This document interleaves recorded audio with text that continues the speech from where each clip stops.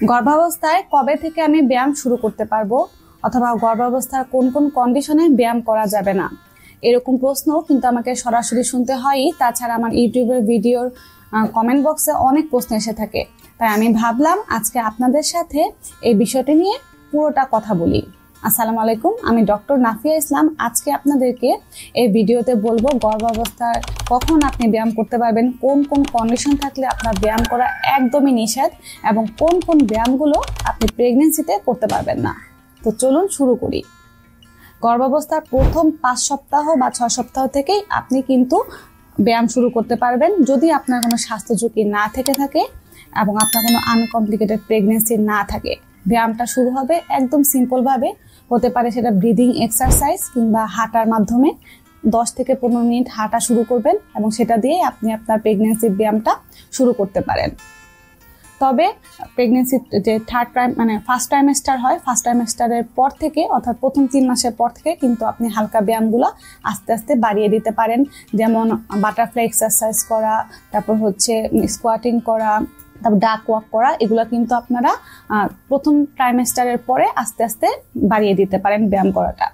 তবে কিছু কিছু কন্ডিশন আছে, সেক্ষেত্রে কিন্তু এই ধরনের ব্যায়াম করা একদমই নিষেধ। সেই কন্ডিশনগুলো নিয়ে আমি আজকে আপনাদের সাথে কথা বলবো।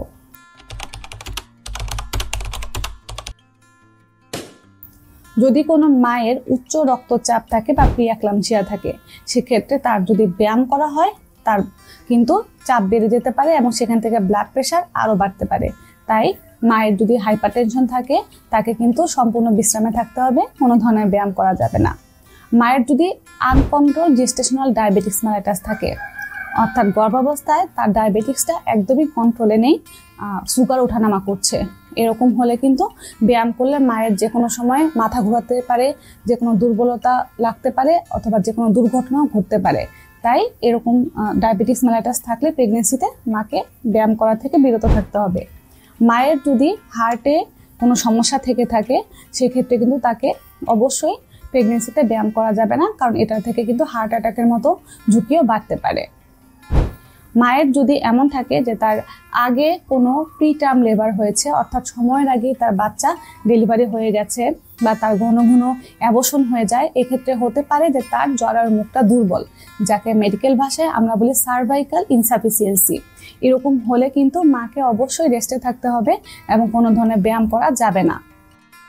মায়ের যদি কোনো কারণ ছাড়াই প্রেগনেন্সিতে ব্লিডিং হয় বা স্পটিং হয়, সেক্ষেত্রে কিন্তু তাকে সব ধরনের ব্যায়াম থেকে দূরে থাকতে হবে এবং সম্পূর্ণ বিশ্রামে থাকতে হবে। মায়ের যদি প্লাসেন্টা প্রিভিয়া থাকে, অর্থাৎ গর্ভফুল নিচের দিকে রয়েছে, এরকম কন্ডিশনে কিন্তু তাকে কোনো ধরনের ভারী কাজ করা যাবে না, ব্যায়াম করা যাবে না এবং সম্পূর্ণ বিশ্রামে থেকে তার প্রেগনেন্সি জার্নিটা শেষ করতে হবে। মা যদি টুইন বা তার থেকে বেশি বাচ্চা কনসিভ করে থাকেন, অর্থাৎ যমজ বাচ্চা বা ট্রিপলেট বাচ্চা, এরকম হলে কিন্তু তাকে অবশ্যই একটু রেস্টে থাকতে হবে স্বাভাবিক প্রেগনেন্সি থেকে, এবং তার ডাক্তার যদি তাকে বলে যে বাচ্চাদের স্বাস্থ্য ঝুঁকি রয়েছে, সেক্ষেত্রে তাকে সব ধরনের ব্যায়াম থেকে বিরত থাকতে হবে।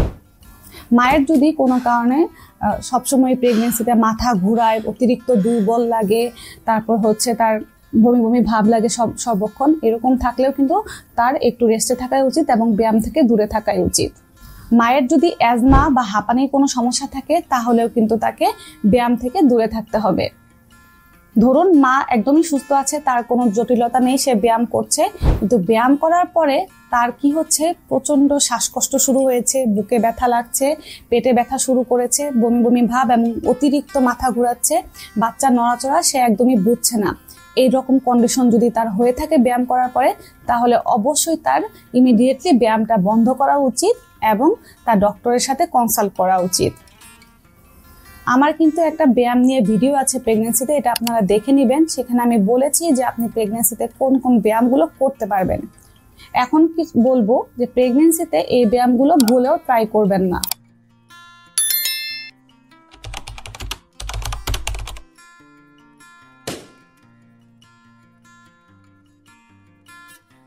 প্রেগনেন্সিতে কিছু কিছু ব্যায়াম আছে যেগুলো আপনি একদমই করতে পারবেন না, যেমন হেভি ওয়েট লিফটিং করা, পুশ আপ করা কিংবা প্লাঙ্ক।